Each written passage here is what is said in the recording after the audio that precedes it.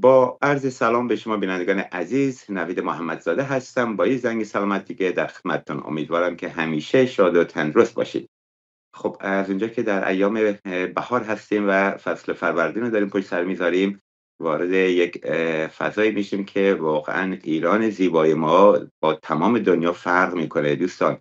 قدر این اردیبهشت زیبا و آن مناظر و کوههای اطراف شهرها و دهات خودتون رو بدونید و تا جایی که میتونید از اون فضا استفاده بکنید، چرا که ایران یکی از معدود کشورهایی است که در اردیبهشت ماه و خرداد هر جا قدم میذاری یا کنارت اطرافت همه پر از گله و صدای بلبلم که در کنارش. به هر حال امیدوارم همیشه شاد و تندرست باشید و با مدیریت سلامتی بتونید زندگی خیلی خوب و شیرین رو داشته باشید. ممنونم از همه پیام ها و نظراتون که مرتب برای من و زنگ سلامت میفرستید. من هم به نوبه خودم سعی میکنم تا با ارائه بهترین برنامه ها و کمک هایی که از راه دور میتونم به شما عزیزان بکنم در خدمتتون باشم. خب امروز دوستان ما هفته پیش برنامه 400 زنگ سلامت رو با افتخار تمام و خدمتتون ارائه شد. احتمالاً میتونید حدس بزنید که 400 برنامه در رابطه با مدیریت سلامت بر مبنای شواهد علمی و تمرین ها و نحوه زندگی سالم یک رکوردیه که با افتخار اینو میتونم بگم من با کمک شما و نظرات شما عزیزان شکستم. هیچ کسی در جای دنیا 400 برنامه در رابطه با مدیریت سلامت و اون هم این نحوه مدیریت سلامت که تمام تمرین های ساده، نحوه زندگی سالم، مقالات و گایدلاین هایی که برای شما ارائه دادم و ده ها نکته مدیریت آسیب ها و بیماری ها در منزل که واقعا خوشبختانه آرشیو ایران فردا و سایت های روز کلینیک یک منبع محتوایی برای شما عزیزان هست. تقاضا میکنم حتما به این آرشیو سر بزنید، عضو یا یوتیوب ما بشید یا تلگرام و یا اینستاگرام، فیسبوک، لینکدین، توییتر، همه اینجاها ما شیر میکنیم. ولی خب آرشیو اصلی روز کلینیک یوتیوب هست دوستان. به سایت یوتیوب ما عضو بشید و مطالبی که مرتب به طور روزانه و هفتگی اونجا شیر میشه را استفاده بکنید. ما بیشتر از 700 تا ویدیو اونجا داریم و ده ها مطالب دیگه. خب بازم از همه شما عزیزان ممنونم. اگه نظرات و حمایت شما نبود این برنامه به اینجا نمیرسید. واقعا من شخصا خیلی خوشحالم با اینکه خیلی وقت گذاشتم، خیلی انرژی گذاشتم. شاید باورتون نشه من برای هر برنامه حدود 2 روز وقت میذارم، از ضبط و آمادگی قبل از ضبط و خود ضبط و همچنین ادیت که البته من ادیت نمی کنم ولی خب نگاه میکنم مرتب باز زیرنویس میشن. اخیراً 2-3 سالی تمام اینا به زبان انگلیسی در یوتیوب ما. خیلی کارا هست و برای هر برنامه بدون تردید میتونم بهتون بگم که من 5-6 تا مقاله حداقل خوندم، صدها ویدیو، دهها مطالب علمی دیگه مرور کردم، علاوه بر تجربیات و مطالب علمی که خودم بلدم تا تونستم یک برنامه رو برای شما آماده و ضبط و پخش کنم. اینه که امیدوارم شما هم از این استفاده خوبی بکنید. در اینجا جا داره به مناسبت 400 برنامه زنگ سلامت از تلویزیون ایران فردا و دکتر علیرضا نوریزاده، از دوستان و عزیزان که همیشه در خدمتشون بودیم هم تشکر بکنم و مخصوصا سایر تیمی که از ضبط و ادیت و پشت برنامه و کارگردان‌های استودیو، از همه عزیزان واقعا متشکرم. این برنامه تا به دستشون میرسه خیلی زحمت و انرژی میبره دوستان و امیدوارم شما همونجوری که تا حالا نشون دادید اینا را استفاده بکنید دوستان. من بر مبنای سری پیام ها و هر از گاهی نکات خاصی که از شما میپرسم متوجه میشم که خیلی ها هنوز به این برنامه ها دسترسی ندارد. به طور مثال یه سری پیج های خیلی واقعا بی محتوا و بدون اویدنس و شواهد علمی را میبینید 200,000 فالوور داره یا صدها هزار بار یک کلیپشون دیده شده، در صورتی که این برنامه که کاملا علمی و بر مبنای شواهد علمی هست هنوز خیلی جا داره که مردم ما در داخل ایران مخصوصا آگاهی بیشتر از این داشته باشن. پس امیدوارم شما هم به نوبه خود در اطلاع رسانی به بقیه سهیم باشید، چرا که با اشتراک گذاشتن هر برنامه از زنگ سلامت میتونید به سلامتی خیلی از مردم دیگه کمک بکنید. دوستان، از اینکه تعداد پیام هایی که میاد و به من اطلاع میدن که با انجام این تمرین‌ها چقدر بهبودی یافتن و اکثرشون هم کامل خوب شدن، من ده‌ها بار برای شما پیام ها را شیر کردم، در این هیچ شک و تردیدی نیست. خوشبختانه دوستان، نحوه زندگی و تغییرات جزئی در نحوه فعالیت های شما موقع آسیب و بیماری میتونه گام های خیلی مهمی را برای شما به ارمغان بیاره. اینه که برای هر بیماری که ما برنامه تهیه کردیم، نحوه این تغییرات و فعالیت ها را هم توضیح کامل دادیم و امیدوارم که شما بهترین استفاده را بکنید. خب، بعد از این مقدمه شما یه سری از سوالات شما عزیزان رو پاسخ میدم. امیدوارم که از این طریق هم تونسته باشیم کمکی بهتون کرده باشم.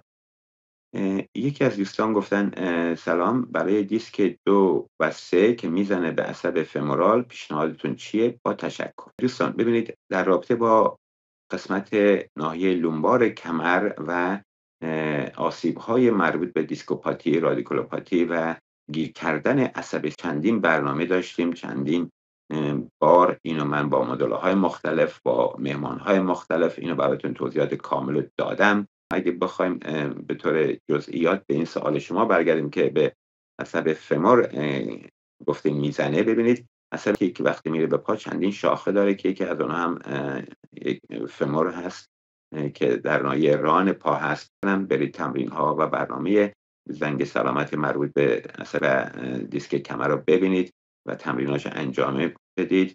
مخصوصا یه سری تمرین های خاصی برای پلاسینگ عصب داشتیم که عصب رو در طول مسیرش حرکت میدید بدونی که کشش بیاری.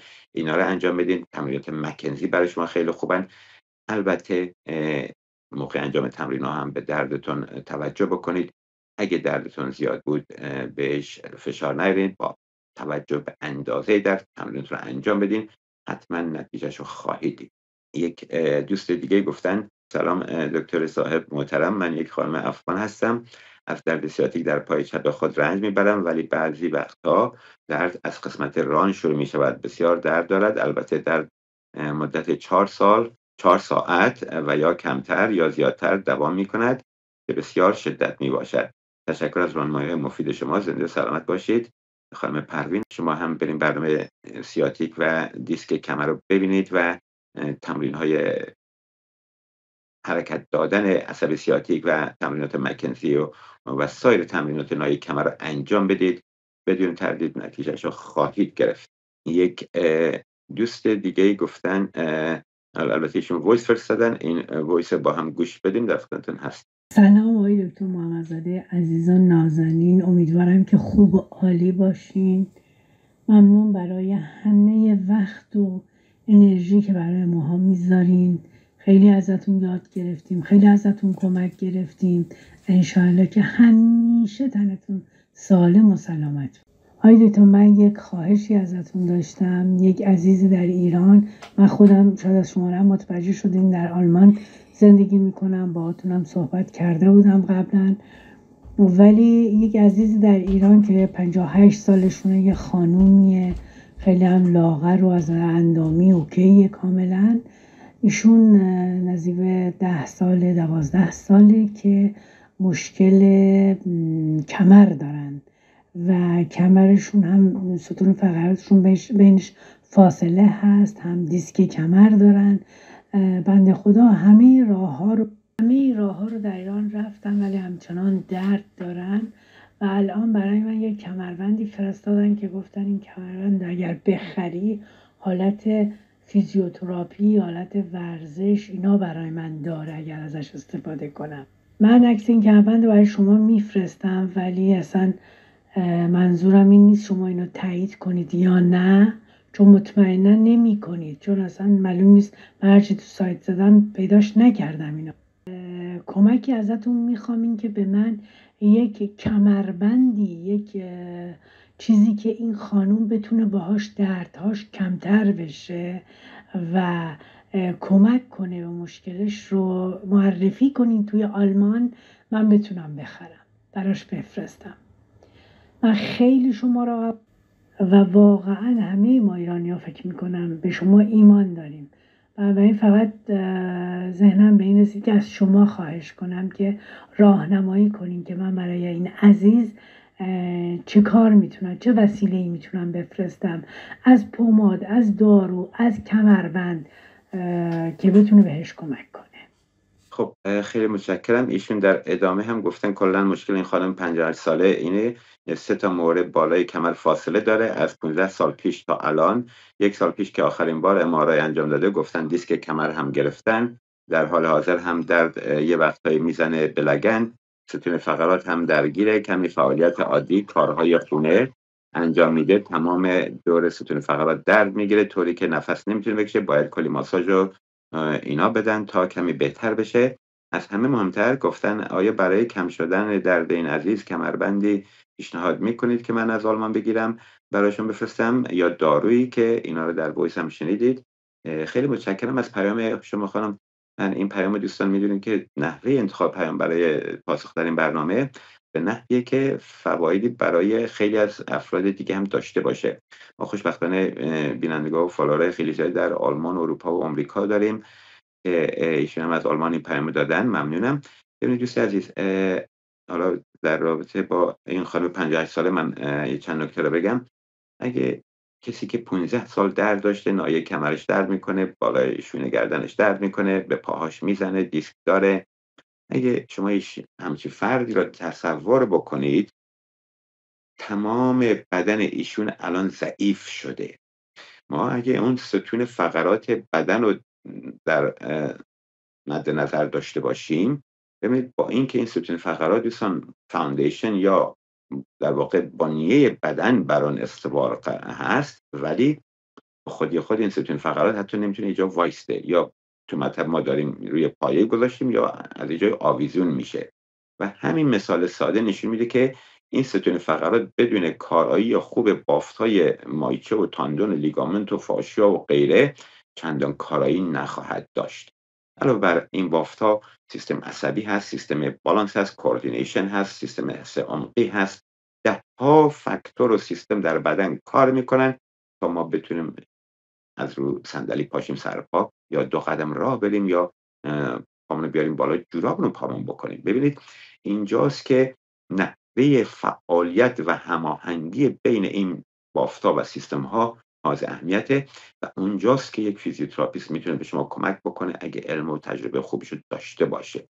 ببینید دوستان، یکی از نکاتی که در همچین شرایطی کسی که بیشتر از چند ماه به بالا درد داره، مسائل روحی روانی و ذهنی این افراد هست. ما برای اینکه همچین خانمی را بتونیم درمانش رو شروع بکنیم، من شخصا در طی چند جلسه اول فقط از نظر روحی و ذهنی این فرد رو آماده میکنم با تکنیک های علمی که بایستی بلد باشه آدم و بتونه این فرد رو آماده بکنه، چرا که درد fear of movement به وجود میاره، یعنی فرد میترسه حرکت بکنه. برای اینکه تصور بکنید شما هر لحظه حرکت میکنید، ناحیه کمر درگیره و هر درگیری ناحیه کمر یعنی یه دردی که از اینجا زده به مغزتون و یک جیغی به آدم میده.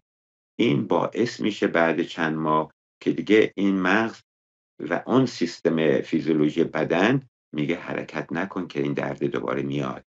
مثل یه بچه‌ای که میترسه و سرشو میکنه زیر لحاف یا جای قایم میشه که حیوانی چیزی نیاد، بدن اینجوری میشه دوستان، خودشو قایم میکنه، حرکت نمیکنه، مبادا اون درد بیاد.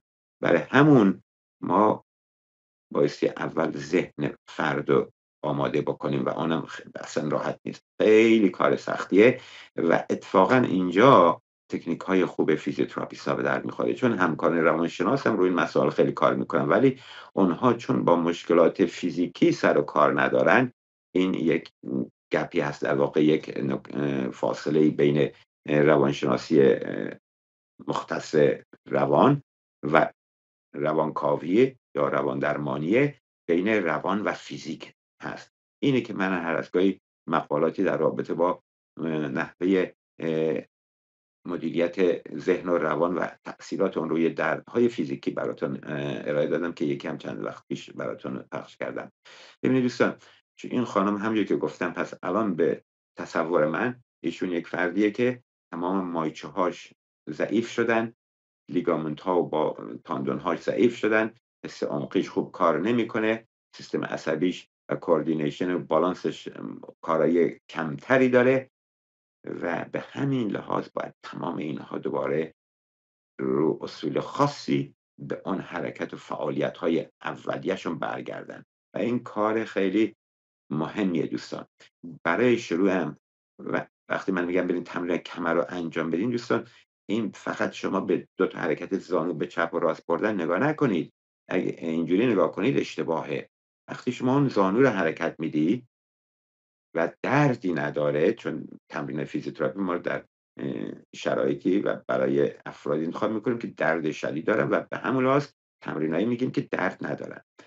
به طور مثال همین خانم الان بریم تمرینات دیسک کمر رو انجام بده، من میتونم به جرئت بگم 80-90% هیچ دردی ندارن و اگه یکی از اون تمرین هم درد داشت، همیشه دقت کردی میگم در حد توان و اندازه حرکت رو بده. حالا فرض کنیم زانوشو میبره چپ و راست روی کمرم خوابیده.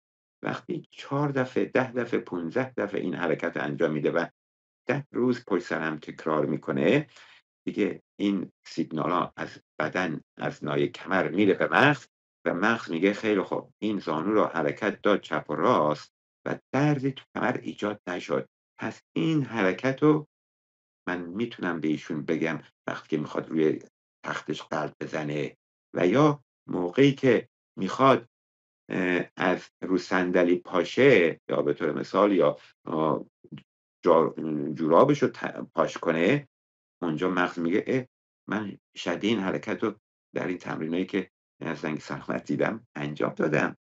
پس آشنا میشه. اون ترس از حرکت ما از بیمار میگیریم.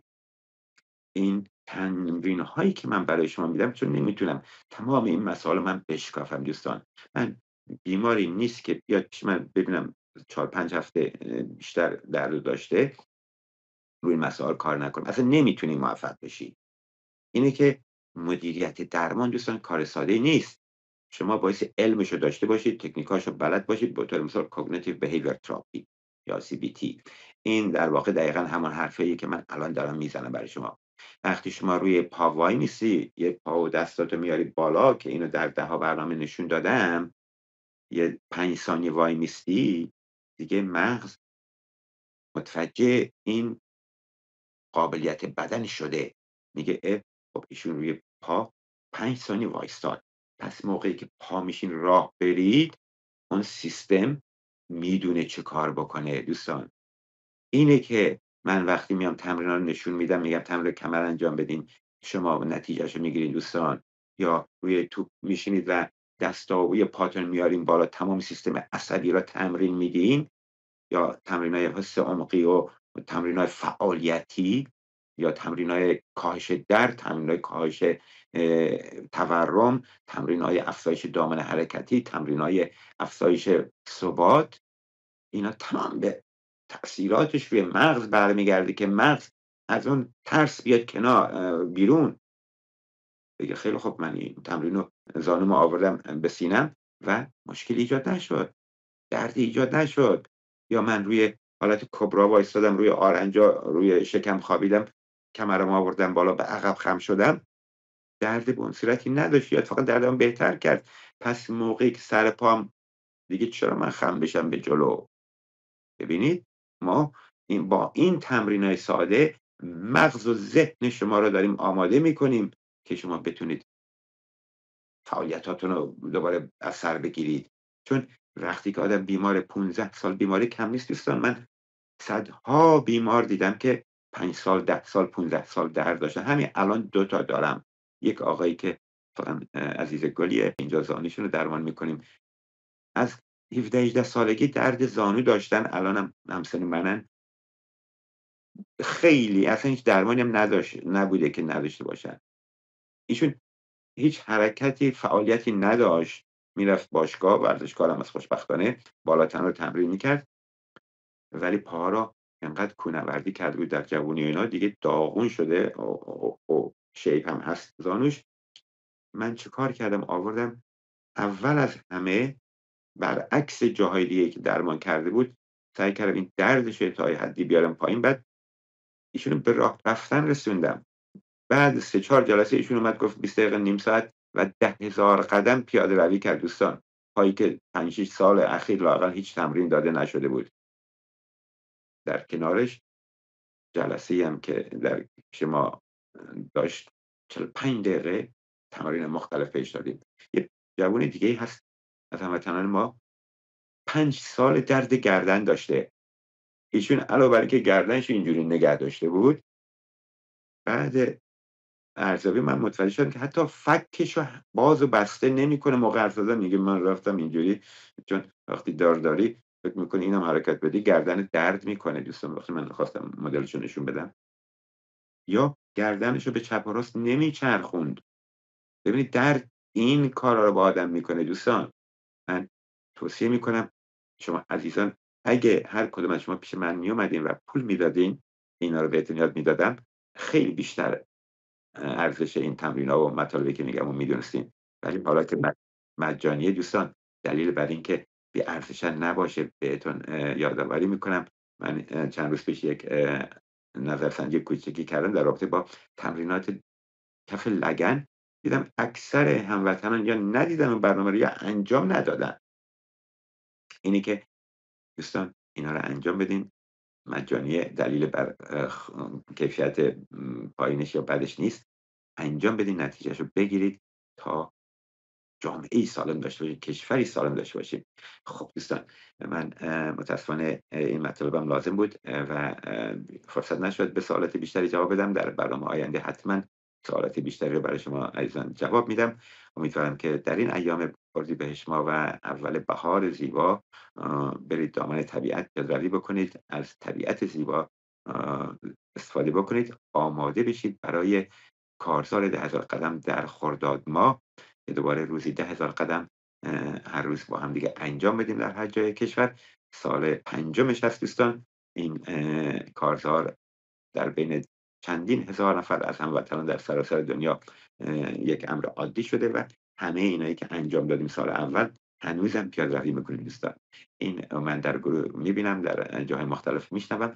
امیدوارم که شما هم به سلامت خودتون بپردازید. در اینجا به پایان برنامه میرسیم. امیدوارم که همیشه شاد و تندرست باشید. ممنون که اگه انتقاد و نظری دارید برای ما بفرستید و ممنون میشم این مطالب با دوستان و آشنایان، حتی اونایی هم که درد ندارن، باعث اطلاع داشته باشن. تا برنامه بعد و هفته بعد شما رو به خدا میسپارم. شب و روز خوش. خدا نگهدار.